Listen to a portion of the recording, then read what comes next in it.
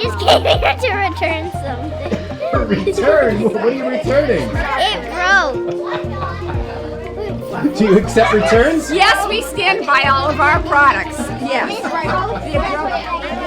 So you're seeing the school store right now. It's kind of teaching kids how to use money and how to spend it the right way. And this is where they can get little fidgets or gadgets or pencils, erasers. Here, I'm just putting these stickers on here with a price sign. So we do it Thursday mornings and then Friday afternoons.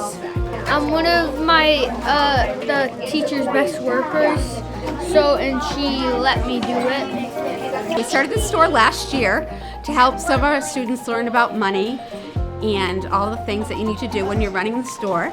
The kids are really involved. They actually order all the things. We go through catalogs and they choose what they want to buy. We figure out the prices and see if it's feasible to buy. Sometimes they want to buy things that cost way too much money. The workers and the students who shop, they're all learning, so they're ordering supplies, figuring out pricing, and taking all the money, customer relations and all that too. And it also touches on the Common Core standards for grades 2 through 6 have money skills as part of their curriculum. So it's life skills and curriculum-based math learning.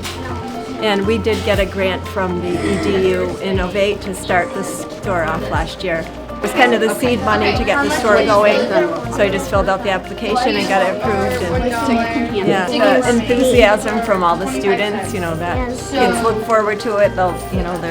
They know when the store hours are, and they're always asking. We get new things, and it's been a lot of fun.